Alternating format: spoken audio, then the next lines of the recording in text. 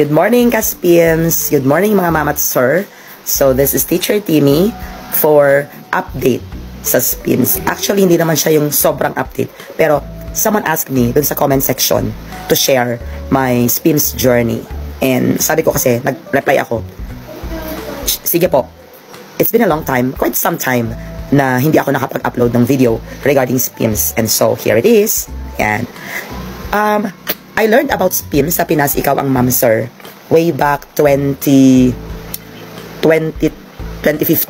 around that time, while nasa Dubai pa ako working as a teacher.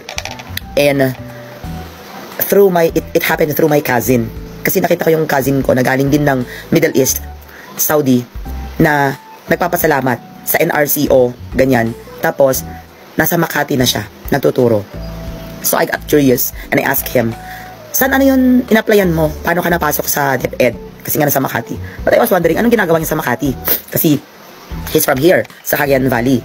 And so, there, he sent me a link of spins sa Pinas Ikaw Ang Mom Sir. I'm gonna include that in the description box below. And, wait lang. And, sabi nga sa akin, nag-apply lang siya online while he was in Saudi pa. So at that time, hindi pa nag-sync sa akin yun, nag-sync in sa utak ko kasi I was enjoying my life sa Dubai as a teacher. And sabi ko, okay, so at least meron akong plan B in case, no? In case I wanted to go back home for good, may plan B ako. May backup plan. So spins for me was actually, at the start, a backup plan, which I was already anticipating yung pag-uwi ko ng Pinas later on kasi hindi naman ako forever sa abroad. Alam naman natin yan, walang OFW na hahangaring, papangaraping mag-forever sa abroad.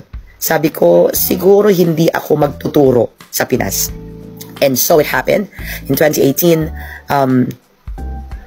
bago mag-pandemic, naisipan namin mag-asawa na, umuwi na ng Pinas. And at that time, wala sa isip ko ang spins. I was just thinking, kasi at that time na ano na kami kumbaga na mindset kami sa real estate selling. Because in Dubai, we joined this big developer, sa Vistaland. And dito din siya, based din sa Philippines, na mayroong opisina doon. And nag-training na kami doon sa real estate selling. And so, ang pinanghahawakan namin mag-asawa was that pagbalik ng Pilipinas, itutuloy namin yung real estate selling. And so we did. Pag-uwi namin ng 2018, we joined another developer here sa Cagayan Valley. And we started selling, project selling. We did project selling at first. Then, nakilala namin ng raw lots. So we started with lands, lot for sale. And so I was happy with that.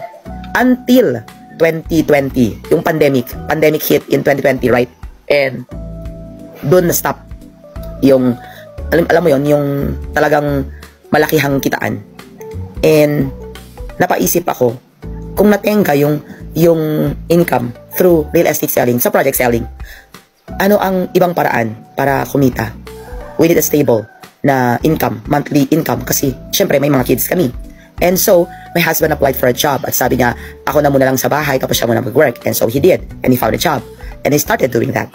But then, syempre, being sanay sa buhay sa abroad, na every weekend, groceries, maya't maya, gumagala, alam mo yon, yung hindi lang yung lifestyle, but yung needs, even the needs na lang, hindi kayang suportahan ng isang income lang pag nasa Pilipinas ka, having 4 children. And so, dun bumalik sa isip ko, sabi ko, wait lang, may backup plan nga pala ako. And so, balik ako, backread ako ng mga messages ni Pinsan, tapos nakita ko ulit yung link. And so, I clicked the link, and then, sinerge ko siya sa Facebook. Meron din siyang Facebook. Chinek ko, tapos nakalagay doon, batch so and so. May batch 37 or 36 something. Pero pandemic noon, 2020. And so, nag-email ako. So, that was March. Yeah, nag-email ako March. Eksakto lockdown. So, sabi ko, mukhang matatagalan ang reply. Kasi syempre, pag lockdown noon, mahirap pumasok yung mga tao, work from home sila and all that. Tapos kami nakatenga sa bahay. Ang hirap ng pandemic. Ang pinagpapasalamat ko na lang is that nakauwi kami ng family ko. Kasi may mga bata kami bago mag-pandemic. No? And so, ayan, nakita ko ngayon sa email ko, nag-reply sila sa akin bandang May na. Yes po. Sa timeline ko dito, sa mismong email ko, I sent them an application sometime in March. They replied to me sometime in May. At yun nga, ang sabi nila is, greetings from Overseas Workers Welfare Association, Administration, NRCO, National Integration Center for OFWs.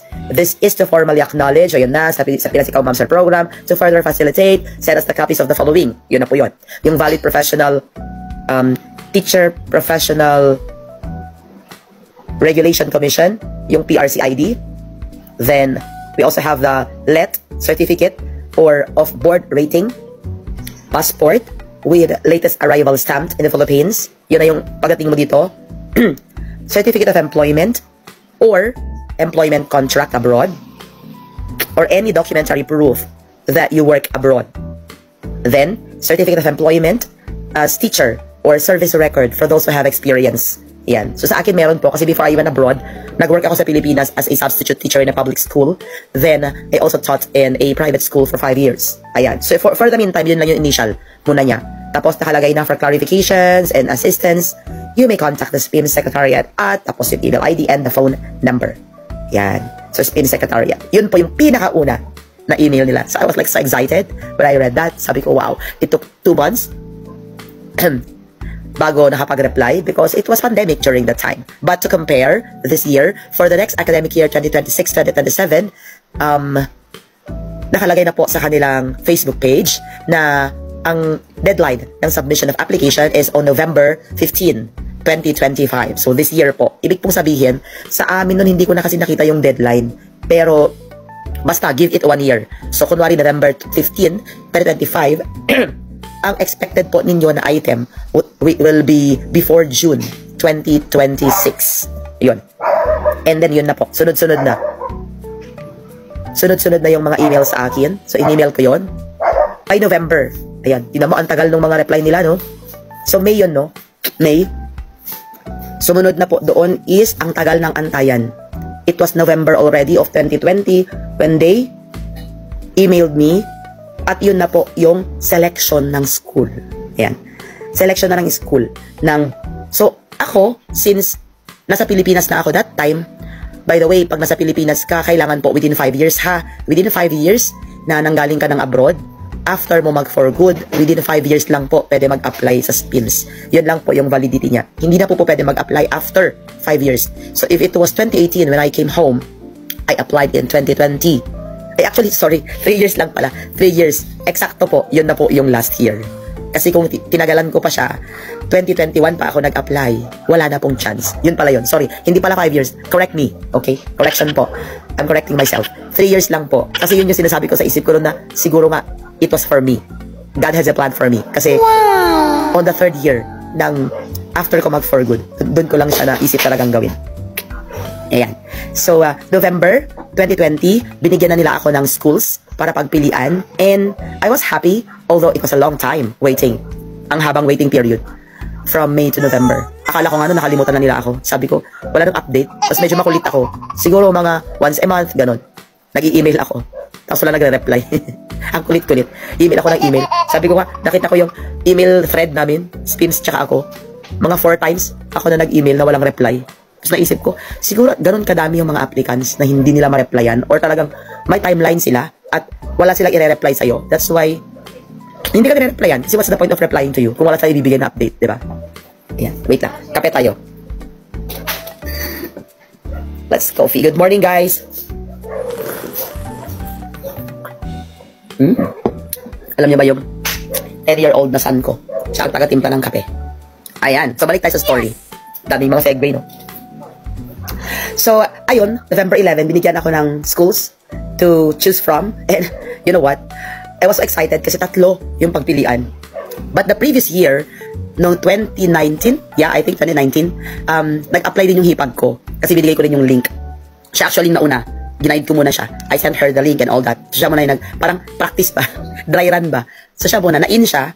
But, unfortunately, iisa lang yung school na, na nabigay sa kanya. So, nung ako, 3. Tapos lahat yung 3 na city. Kasi doon sa unang mga emails, tatanungin ka na nila right away kung ano ang preferred mo na school. Kung within your area, kasi nakalagay naman yung address mo. Sinend mo naman yung passport mo and all that, yung address mo. So, syempre, ang gusto nila, i-home base ka. But in case walang item, nakalagay doon, in case walang item, doon sa mismong lugar kung saan mo preferred or yung home base mo, they will look for places nearby or probably kung saan na lang yung pinakamalapit na probinsya na merong item. Kasi in my cousin's case, Ewan ko anong nilagay yung address, bakit Makati ang binigay sa kanya at wala din siyang option. Yun. But what I know of is that kung nakadepende po yan sa experience, kasi nakalagay doon sa unang application mo pa lang, unang submit mo pa lang ng documents mo, nire-require ka na nila na magbigay ng service record or employment certificate doon sa previous jobs mo. Ako kasi po, considering teaching po yung work ko abroad for 10 years. And bago po ako nag-abroad, 5 years sa private, few months sa public as a substitute teacher. So lahat ng experiences ko po, teaching talaga. Si pinsan kasi, admin, sa office po siya. Si hipag ko naman, sa school pero assistant teacher. Hindi talagang teaching. Ayan. So, and first experience niya yun. Kasi kakagraduate niya nung nag-abroad siya. Ayan. So siguro sabi ko nga, I believe, they consider the experience and kung teaching related. But yes, tinatanggap po nila ang hindi teaching related. To clarify, ha, si pinsan ko hindi po siya teaching related ang experience. As long as meron ka pong work abroad, as long as naka-register ka po sa OWA, then Polo OWA, now it's DMW, Department of Migrant Workers. Yan. That's it. Pwede ka na po mag-apply. And pag uwi mo ng Pinas, kung nasa Pinas ka na, within 3 years po. Muntik na ako sumablay doon. Kasi nag-apply ako 2020. 2018 ako dumating. 3 years na. Sakto. On the 3rd year. Kung pinatagal ko pa siya ng 1 year, hindi na po ako pwede. Hindi na po ako qualified. Buti na lang. So God is good. Then, ayun, November, namili ako. Tapos, sunod-sunod na. From there, sunod-sunod na. Then, they gave me the timeline na. Doon sa next na email nila sa akin, naibigay na po nila yung kanilang timeline. And this is the timeline. Where is that? Wait lang, ha? Kaya yung nag-ano sa akin, nag-message, huwag po kayong mag-alala, ma'am. Kasi sabi niya, paano daw yun? November 15 daw yung deadline. Tapos June of next year, yung pasukan, magkaka-item siya bago mag-June. Gusto niya daw niyang tapusin muna hanggang November ulit ng 2026 because sayang naman daw yung months na mag-aantay siya.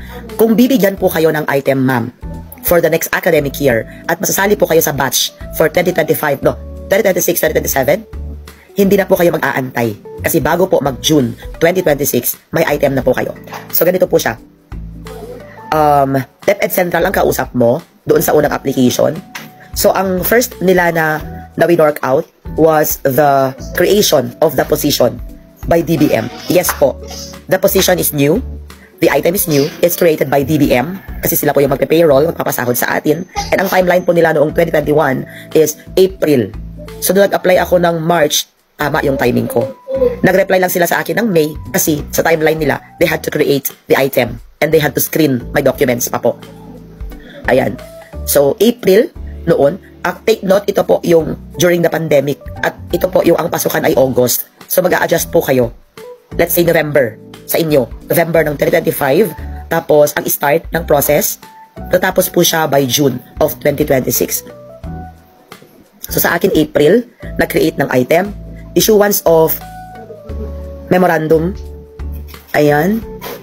On the details of the teacher for SPIMS. April and May. April to May. Ayan. So, instructions. Other instructions.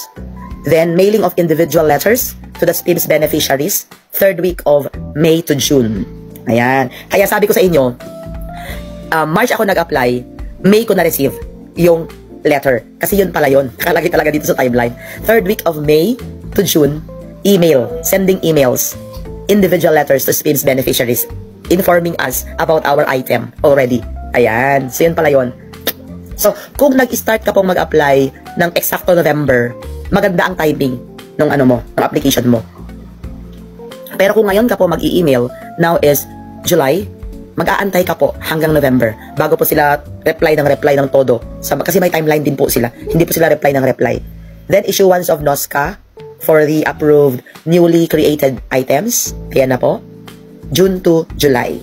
Tapos, 10 to 15 days after the NOSCA is issued, meron na pong publication and posting of newly created positions. Siyempre, may posting yan kasi gobyerno yan. Ilalagay siguro na yan sa CSC. Di po ba? Kasi lahat naman ng mga items or mga appointments na bago or hiring, mga positions, nakalagay po yan sa CSC. So, 3rd to 4th week of July, submission of documents, documentary requirements by the SPIMS beneficiary to DepEd SDO. Ayan. So, pumunta na po ako sa SDO, Schools Division Office, dito sa aming probinsya or sa aking locality. And in my case, I went to DepEd Tuguegarao. I'm from Cagayan Valley po. And you know what? Ito para kakatawang kwento. Di sabi lang kasi doon, you proceed to your SDO, sa Schools Division Office. And galing po ako ng Dubai. So, ang naitatak po sa isip ko, Cagayan Valley as a province has only one SDO. So, I went to SDO Cagayan. Yun pala, yung capital city, which is Tuguegarao, has its own SDO. And so, I prepared the 3 folders. So, nakalagay yun, or isang original para verification. Then yung Xerox, yung photocopies, the 3 folders. So, one for you and then one for them. Pinareceive ko pa. Tapos yung HR naman dun sa SDO Cagayan, tumatanggap din siya talaga ng SPIMS kasi at that time, may mga kasabayan ako na SPIMS beneficiaries din sa SDO Cagayan. Yun pala, magkaiba ang SDO Cagayan at SDO Tuguegarao. Diba? Siya nga ang person. So, nagpasa ako dun. Sinamahan ako ng husband ko. Fill out ako ng form, tapos binigay ko sa kanya, tapos in-acknowledge niya ako, tapos sabi niya, ay ma'am, may GC po tayo. Inad pa ako sa GC. SDO Cagayan.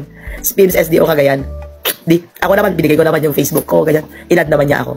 Tapos, buti nag-email sa akin by August, 3rd week of July yun by August, nag-email ulit sa akin yung SPIMS. Kasi issuance of appointment of new hired SPIMS beneficiary. Sabi niya sa akin, have you received your appointment? Galing sa SDO. Tapos sabi ko, nakalagay po sa GC namin yung mga pangalan ng mga na-release na appointments, pero wala po yung pangalan ko. Paano nga naman magkakaroon ng pangalan? SDO Cagayan yun. Tapos sabi niya, may I know saang SDO ka nagpunta. O tapos sinabi ko, SDO Cagayan, dun na-clarify. Sabi niya, over here, the address is SDO Tuguegarao. Nabindang ako. So sabi ko, oh my God, mali. So natulog ng isang buwan yung papel ko sa SDO Cagayan. So pumunta ako sa SDO Cagayan, kinausap ko ulit yung HR. Tapos sabi ko, sir, hindi po pala nagkamali po ako. Pinull out ko doon, kahit na nakatatak na siya ng receive. Then I went to SDO Tuguegarao. Balay ko ba? Diba? Galing ako na abroad, so hindi ko alam. Ignorance, di ba? Nakakatawa din. So yun, when I went to SDO Cagayan, SDO Tuguegarao, yun na. Kausap ko na mismo yung HR ng SDO Tuguegarao. At ni-receive niya, sabi nga niya, na-receive na daw nila yung letter like a month ago. At inaantay daw nila ako na magpasa. So parang nag-assume din lang sila na dahil siguro pandemic pa, ganun, medyo mahirap bumiyahe or anything, something like that. Pero ang totoo, nagkamali lang talaga ako. Tapos nakita nila yung tatak na receive. So, in-explain ko din na nagpasa po ako sa SDO Cagayan. So I had to leave the group. Nag-left the group ang person doon sa SDO Cagayan. Then, inad ako sa SDO Tuguegarao. Batch 38. Nakakaloka. Tapos, 3 kami. May kasabayan ako ng SDO Tuguegarao. At yung 2, 2 kasabayan ko, it so happened na parehong school kami. So, one came from Hong Kong. And, I think 2 of them, galing silang 2 ng Hong Kong. Nag-meet kami sa GC, nakita namin na SDO Tuguegarao kami pare-pareho. At pare-pareho kami ng school na papasukan. Tapos, nag-chat-chat na kami, ganun. And, eto na, after that, puro SDO Tuguegarao na. Puro DepEd SDO na yung katransak mo. Balik ka doon for interview. Yes, may face-to-face interview po siya. And dahil pandemic that time, outdoors kami. Doon kami sa labas. May kubo doon. Konting verification lang naman about the papers or documents that you have submitted. Sabi nga doon sa application noon, way back, yung unang application, nakalagay doon, be ready for a demo teaching. But, naswertehan ko kasi nga, pandemic noon. So, walang demo teaching. Hindi pwede humarap sa kanila, di ba? Unless gusto nila online class. So wala, cancel. Hindi po ako nag-demo teaching. Pero be prepared mga ma'am sir, ngayon face to face na baka po i-ask nila kayo for demo teaching. So just be prepared para po ready tayo, di ba? Syempre mga teachers kailangan parang Girl Scout, laging handa. Then August or before the opening of classes, issuance of the first day of school. First day of service of newly hired teacher. So, meron sila bibigay sa'yo na papel, dadalhin mo na po sa school with your appointment. Yeah. Tapos, yung designation mo as teacher 1, coming from the DepEd Central, and you have to see the principal. And, andun na yung endorsement letter coming from SPIMS NRCO. Ayan. And with that, congratulations, ma'am at sir. Isa ka na ang teacher sa DepEd. Pagka ganon. And so, that's it. I reported to school August 28. Ang klase namin that time was September 5. Yeah. The date of my appointment, I believe, is September 6. Yeah. But I had to go there earlier. Siyempre, para malaman mo din yung load mo, teaching loads mo, ganun. Tapos yung get to know ka din ng principal, konting chika bells, introduce mo yung sarili mo. Tapos, ano pa, i-endorse ka din sa department head. Kasi sa amin po, big school. Sa ibang schools po kasi sa Pilipinas, the principal or the school head, siya na po yung head ng lahat ng mga departments. Secondary po ako, high school. Sa elementary kasi, isa lang yung the principal, tapos siya na yung school head, then lahat under na sa kanya. Sa amin po kasi is the mega school, pinakamalaking school sa Tuguegarao. So aside from the principal, hiwalay po si junior high school, sa senior high school. And aside from the principal, meron pong department heads. At bawat department po sa amin may opisina na sarili. So in-endorse po nila ako sa department head, tinakipag-meet ako sa department head, then si department head, in-introduce ako sa mga teachers. So that time, may mga, summer noon, may mga nagbibrigada na teachers. Very few of them. Then, na-meet ko sila. Then, yung dalawa doon na na-meet ko, mga SPIMS beneficiaries. So, sa aming school, marami ang SPIMS beneficiaries. Tapos, doon sa first day ko, ng pag-report ko, na-meet ko na yung isa sa mga nakachat ko sa GC na SPIMS beneficiary. Pero yung isa, sadly, na COVID that time. So, nasa hospital pa siya. So, na-late siya na pumasok. Parang a week after us, siya pumasok. So, yun lang. It's a, overall, it's a fun experience applying sa SPIMS. At the same time, it's waiting for so long. Medyo waiting game siya. Then, just have that hope in you and have faith na, alam mo, at the end of the line, nakakita mo yung light at magkakaroon ka ng job. Kasi alam mo sa Pilipinas, ang hirap maghanap ng trabaho. Yun. Naisip ko din yun eh. It took me 3 years, diba? To apply sa SPIMS. Kasi inisip ko nung nasa abroad pa ako, bakit ko naman gugustuhin magturo sa DepEd? Eh, ang hirap-hirap tapos ang late-late ng sahod. Pero, alam mo, pag nandyan ka na, nasa Pilipinas ka na, nakapag-for good ka na. Yes, incomparable yung sahod sa abroad. Pero come to think about it, yung stability and tenure sa work, and of course, yung future benefits mo, retirement and all that, although it's not that much. If you have other plans, like aside from teaching, do side hustle. Kasi kung sanay ka sa buhay abroad, kasi kami isang dekada kami sa abroad, hindi talaga magkakasya. Ayan. And kung may husband, syempre, mas maganda pa rin yung dalawa kayo na nag-work, especially kung medyo malaki yung family nyo, marami kayong anak, katulad sa amin, may 4 kaming anak. Then, don't just rely on single income. Kailangan may multiple sources, side hustle. Ayan. So, for now, yun lang yung journey ko. It's a happy experience. Tapos sa school, yun lang, yung question ng mga teachers doon na, hala, may bago na naman, SPIMS na naman. Tapos yung feeling nila, kaagaw nila sa ranking ng mga regular na applicants. And, nung kinuha namin yung kopya na original ng appointment, magkasama kami nung isang bago din. Nakita namin talaga na yung item. Kasi pagkagaling sa local, makikita mo kaninong item yung kinuha ng bagong teacher. Pero sa SPIMS, makikita mo talaga new. Doon sa item number, blah blah, preference, ganon, nakalagay po doon new. Ibig mo sabihin, the item is newly created. Wala po tayong inagawan ng item sa mga nakiranking at bago po siya na na-create at para po lang yun sa mga returning OFWs na teacher sa Pilipinas. So sa Pinas, ikaw ang ma'am sir, apply na po. Deadline for submission this year is November 15, 2025. That's good to go for the next academic year, June of 2026. Good luck mga ma'am at sir. Yun lang po for today. Have a blessed Sunday everyone. Bye-bye. I hope nasagot ko na lahat yung mga questions. And this is Teacher Timmy saying, happiness is a choice. Always choose to be happy. Bye.